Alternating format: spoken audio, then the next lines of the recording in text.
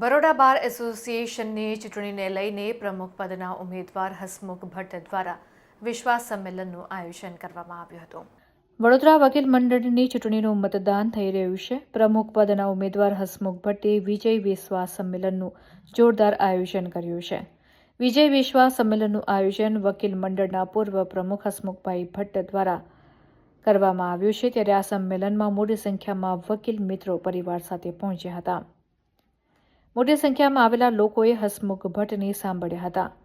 પૂર્વ પ્રમુખ આ વખતે પોતાનું પ્રમુખ પદ માટે દાવેદારી નોંધાવી હતી। ચૂંટણી પ્રચાર માટે એક સંમેલનનું આયોજન કરવામાં આવ્યું હતું। એવું કામ હું કરું પણ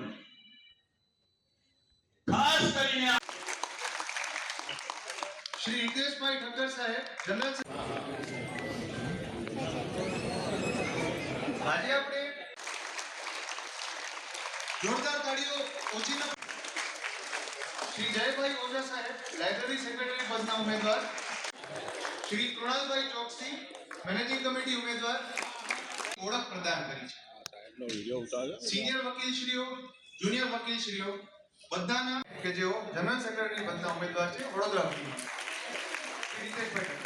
જે આર્થિક પરિસ્થિતિ હશે, જે હિસાબો હશે, હું તમને વચન આપું છું એ વેબસાઇટનો જ ઉપયોગ કરી અમે ક્યુઆર કોડ સાથેના આઈ કાર્ડ પણ આપ્યા હતા।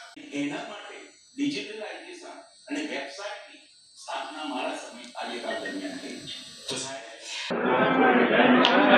વિજય વિશ્વાસ જે મીટિંગ છે એ વકીલશ્રીઓને પૂર્ણ વિશ્વાસ છે કે વડોદરા વકીલ મંડળના પ્રમુખ પદ ઉપર પરિવર્તન નિશ્ચિત છે, હસમુખ ભટ્ટનો વિજય નિશ્ચિત છે અને એના અનુસંધાનની અંદર વકીલોએ એવું નક્કી કર્યું છે કે આનું નામ વિજય વિશ્વાસ સંમેલન રાખો અને એના અનુસંધાનમાં વકીલો સ્વયંભૂ અહીંયા આગળ પધાર્યા છે।